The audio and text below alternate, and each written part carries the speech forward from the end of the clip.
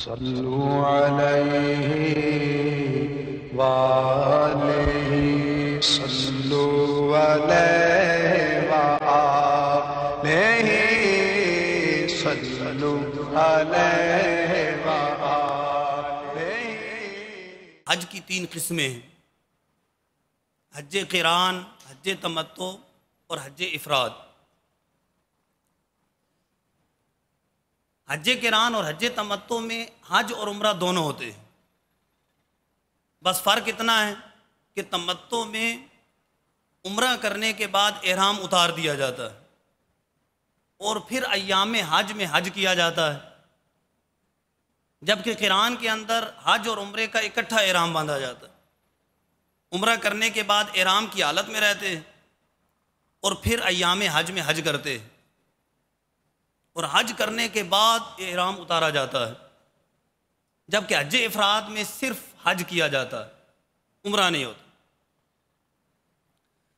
عمومی طور پہ جو پاک و ہند سے حج کرنے کے لیے جاتے ہیں تو وہ حج تمتع کرتے ہیں۔ حج تمتع میں عمرہ پہلے کرتے ہیں، پھر احرام کو اتار دیتے ہیں، اور اس کے بعد ایام حج تک وہیں عبادات میں مشغول رہتے ہیں۔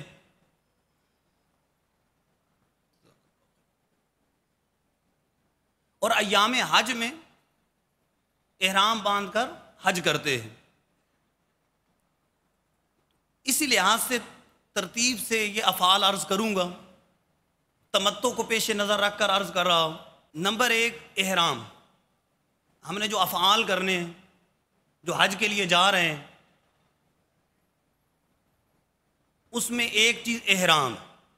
احرام باندھنے کے بعد اب عمرہ کرنا ہے تو نمبر 2، طواف۔ وہاں جا کر خانہ کعبہ کا طواف کرنا ہے۔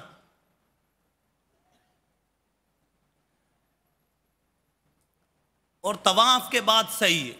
طواف کے ضمن میں کچھ افعال ہیں، وہ انشاءاللہ عرض کرتا ہوں۔ اس کے بعد سعی، اور اس کے بعد حلق کروانا ہے، پھر احرام اتار دینا ہے۔ حلق کرانا ہے یعنی سر کو مڈانا ہے یا تقصیر کرنی ہے۔ حلق اور تقصیر کی تفصیل بھی عرض کرتا ہوں۔ اب یہ 4 چیزیں: احرام، اس کے بعد وہاں جا کر طواف کرنا ہے، پھر سعی کرنی ہے صفا و مروہ کی، اور اس کے بعد حلق کروانا ہے، پھر احرام اتار دینا۔ اب عمرہ ہو گیا۔ عمرہ ہونے کے بعد جو متمتع ہے، تمتع کر رہا ہے، عموماً لوگ اس طرح ہی کرتے ہیں پاک و ہند سے جانے والے۔ اب ایام حج جب شروع ہوں گے 8 ذو الحجہ سے 12 ذو الحجہ تک، اس میں یہ تو 4 افعال ہو گئے۔ اب 5واں وہاں پر پچھلی ترتیب سے 8 ذو الحجہ کو احرام باندھ کر مینا شریف جانا ہے۔ وہاں 8 ذو الحجہ کی ظہر سے لے کر 9 ذو الحجہ کی فجر تک مینا کے اندر نمازیں ادا کرنی۔ پھر 9 ذو الحجہ کو عرفات کی طرف روانہ ہونا ہے۔ زوال سے لے کر غروب آفتاب تک وہیں رہنا ہے۔ غروب آفتاب کے فوراً بعد مزدلفہ کی طرف روانہ ہو جانا۔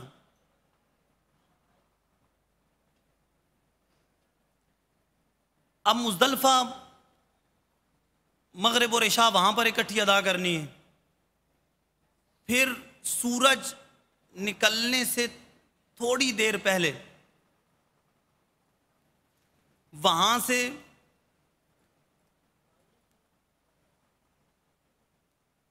مینا کی طرف روانہ ہونا ہے۔ اب 10 ذو الحجہ شروع ہو گئی۔ اب 10 ذو الحجہ کو کچھ افعال کرنے ہیں۔ یہ بڑے بڑے افعال عرض کیے۔ تو احرام میقات سے پہلے باندھنا۔ یہاں عموماً گھر سے چادریں باندھ جاتے ہیں۔ احرام میں 3 چیزیں، خاص طور پہ 3 چیزوں کا خیال رکھنا ہے۔ ایک تو یہ ہے کہ سلا ہوا لباس اتار کر 2 چادریں باندھ لینی، دوسرا نیت کرنی، اور تیسرا نیت کر کے تلبیہ کہنی۔ اس طرح کرنے سے محرم ہو جائیں گے۔ تو احرام کی چادریں گھر ہی سے باندھ کر جائیں، یا پھر وہاں پر ایئرپورٹ کے اندر بھی انتظام ہوتا ہے، وہاں پر بھی احرام کی چادریں باندھ سکتے ہیں، لیکن نیت زیادہ بہتر یہ ہے کہ اس وقت نہ کریں، جب جہاز سیدھا ہو جائے اس وقت کریں۔ برحال میقات آنے سے پہلے پہلے، جب میقات کا اعلان کرتے ہیں اس سے پہلے پہلے جو ہے وہ نیت کر سکتے ہیں۔ اب وہاں سے جدہ پھر مکۃ المکرمہ آئیں گے، اگر مدینہ المنورہ ڈائریکٹ گئے تو پھر ابھی احرام نہیں باندھنا، وہاں مدینہ سے احرام باندھ کر میقات سے پہلے پہلے نیت کر کے تو پھر مکۃ المکرمہ کی طرف آئیں گے۔ احرام کے ساتھ مکہ میں چلے گئے تو وہاں سب سے پہلا خانہ کعبہ کا طواف کرنا۔ اب خانہ کعبہ کے طواف کے بعد 3 افعال ہیں، صحیح سے پہلے اور طواف کے بعد۔ طواف کی 2 رکعتیں ادا کرنی ہیں جو کہ واجب ہیں، ضروری ہیں، فوراً ادا کرنا واجب نہیں ہے، لیکن یہ ہے کہ سنت ہے کہ فوراً ادا کی جائے۔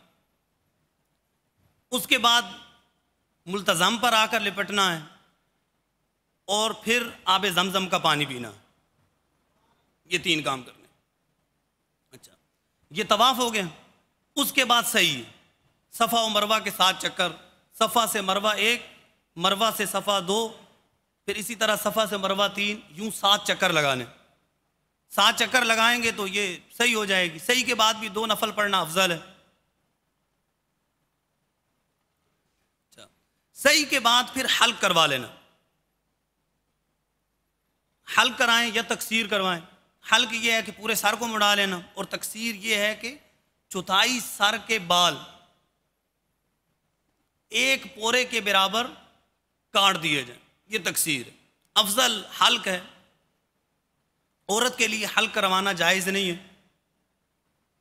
اور عورت احرام کی چادری بھی نہیں باندھے گی، وہ اپنے عمومی لباس میں رہے گی، تو وہ صرف تقصیر کروائے گی۔ جبکہ مرد کو اختیار ہے، وہ چاہے حلق کروائے چاہے تقصیر کروائے، دونوں کی اجازت، افضل حلق کروانا ہے۔ تو اس طرح احرام اگر متمتع ہیں تو اب احرام کی پابندیاں ختم ہو گئی، احرام سے باہر آ گئے، سلا ہوا لباس پہن لیں، وہاں پر طواف وغیرہ جتنے دن وہاں پر ہیں طواف وغیرہ کریں، وہ دن عبادات میں مشغول رہیں۔ اب ایام حج میں حج کرنا ہے، وہ بھی میں نے مختصراً عرض کر دیا ہے۔ اب اصل موضوع کی طرف آتے ہیں کہ جرم اور ان کے کفارے۔ ان میں کئی چیزیں ایسی ہیں کہ جن کا ادا کرنا ضروری ہے، جن کا ادا کرنا فرض ہے، جس طرح وقوف عرفات ہے، طواف زیارہ ہے۔ وقوف عرفات حج کا رکن اعظم ہے، اور بعض چیزیں واجب ہیں، بعض چیزیں سنتوں میں آتی ہیں، بعض چیزیں مستحب ہیں۔ بہت سارے افعال ایسے ہیں کہ جن کو نہیں کریں گے تو دم لازم آ جائے گا، بعض افعال ایسے ہیں جن کو نہیں کریں گے تو بدنہ لازم آئے گا، بعض افعال ایسے ہیں، بعض صورتیں ایسی ہیں کہ جن میں صدقہ لازم آتا ہے، بعض میں پورا صدقہ فطر اور بعض میں اس سے بھی کم۔ بدنہ کیا ہوتا ہے؟ گائے وغیرہ بڑے جانور کی قربانی کرنا، اور دم بکرا بکری دمبا وغیرہ اس کی قربانی کرنا۔ یہ جو دم اور بدنہ ہے یہ حدود حرم میں ضروری ہے، وہیں پر کرنا ہے۔ اگر یہاں کوئی آ بھی گیا تو کسی کے ذریعے وہیں پر کروائے گا، کسی کو وکیل بنا دے گا۔ یہ اپنے اپنے ملک میں یعنی ہر جگہ نہیں ہو سکتا، یہ حدود حرم ہی میں کرنا ہے۔ اور جو صدقہ ہے، چاہے وہ پورا صدقہ ہے، صدقہ فطر کی مقدار چاہے اس سے کم ہے، دونوں صورتوں کے اندر وہ وہاں بھی کر سکتے ہیں، حدود حرم سے باہر بھی کر سکتے ہیں، اپنے شہر میں اپنے ملک میں کر سکتے ہیں، جہاں چاہیں کر سکتے ہیں، اس کی اجازت۔ لیکن افضل یہ ہے کہ حدود حرم میں کیا جائے۔ کچھ چیزیں ایسی ہیں کہ میں انشاءاللہ ان کے عنوان آپ کو لکھوا دیتا ہوں، پھر تفصیلاً اس پر عرض کروں گا کہ جن سے بچنا ضروری ہے، جن جگہوں پر خطا ہو سکتی ہے۔ بعض پابندیاں تو احرام کے ساتھ خاص ہیں، تو جن اسلام بھائیوں کے پاس ڈائری قلم ہے تو وہ ان کو لکھ لیں۔ ایک تو ہے خوشبو سے بچنا، خوشبو لگانے سے، چاہے جسم پہ لگائیں، چاہے کپڑے پہ لگائیں، چاہے بستر پہ لگائیں، خوشبو کھانے سے، خوشبو سونگھنے سے بچیں گے۔ اس میں بعض صورتیں کفارے کی ہو سکتی ہیں، تو نمبر ایک ہے خوشبو لگانا، خوشبو لگانے سے بچیں گے۔ نمبر دو، سلا ہوا لباس پہننا، سلا ہوا لباس پہننے سے بچیں گے، چاہے وہ قمیض ہے، چاہے شلوار ہے، چاہے بنین ہے، کوئی چیز بھی ہے، سلا ہوا لباس نہیں پہننا۔ اسی طرح سر اور چہرے کو نہیں ڈھانپنا، مرد نے سر اور چہرے کو مرد نے نہیں ڈھانپنا، اسلامی بھائی نے نہیں ڈھانپنا، جبکہ اسلامی بہنوں کے لیے یہ ہے کہ وہ چہرے کو نہیں ڈھانپ سکتے، سر کو ڈھانپنے کی اجازت، سر کو ڈھانپیں گے، چہرے کو نہیں ڈھانپ سکتے۔ نمبر چار، بالوں کو دور کرنا، احرام کی حالت میں بال کو دور نہیں کر سکتے، بالوں کو نہیں اتار سکتے۔ اس میں بھی بعض صورتیں دم کی ہو جاتی ہیں، بعض صدقے کی ہوتی ہیں، بعض پورا صدقہ فطر، بعض اس سے بھی کم صدقہ فطر کی مقدار۔ بال کوئی بھی ہو، چاہے سر کا بال ہے، چاہے داڑھی شریف کے بال ہیں، چاہے مونچھوں کے بال ہیں، چاہے بغل کے بال ہیں، جسم کا کوئی بال، بالوں کو نہیں اتارنا احرام کی حالت۔ نمبر پانچ، ناخن کترنا، تو احرام کی حالت میں ناخن کو نہیں کترنا، ناخن کو کتریں گے تو کفارے کی صورتیں بنیں گے۔ نمبر چھ، بوس و کنار وغیرہ، شہوت سے چھونا، جماع، بوس و کنار، شہوت سے چھونا، جماع، تو ان سے بچنا ہے۔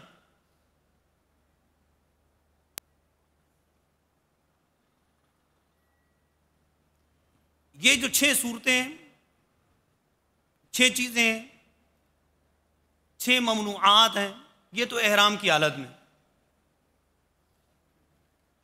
احرام کے ساتھ ہیں۔ اب نمبر 7، طواف میں غلطیاں ہو جاتی ہیں، چاہے طواف فرض ہے، چاہے فرض کے علاوہ ہے، طواف طہارت کے ساتھ کرنا ضروری ہے، تو بہرحال طواف میں غلطیوں کی وجہ سے بھی کفارے لازم آتے۔ وقوف عرفات میں غلطی، وقوف عرفات میں غلطیاں، یہ نمبر 9 ہو گیا۔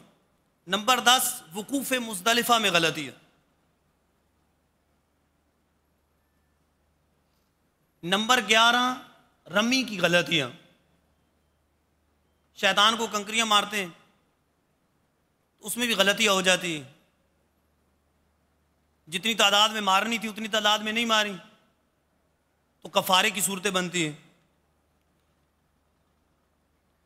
قربانی اور حلق میں غلطیاں، قربانی کرنے میں اور حلق کرنے میں غلطیاں۔ نمبر 13، شکار کرنا۔ نمبر 14، حرم کے جانور کو ایذا دینا، یہ بھی جرم ہے کہ حرم کے جو جانور ہیں ان کو ایذا دی جائے، ان کو تکلیف دی جائے۔ نمبر 15، حرم کے درخت وغیرہ کاٹنا، حرم کے درخت پودے وغیرہ کاٹنا۔ نمبر 16، جوں مارنا، جوں یہ مارنے کی ممانعت ہے۔ اور نمبر 17، بغیر احرام کے میقات سے گزر جانا، احرام کے بغیر میقات کو پار کرنا، یہ بھی جرم ہے۔ اس صورت میں بھی بعض صورتوں میں کفارہ لازم آتا ہے۔ صلو علیہ وآلہ صلو علیہ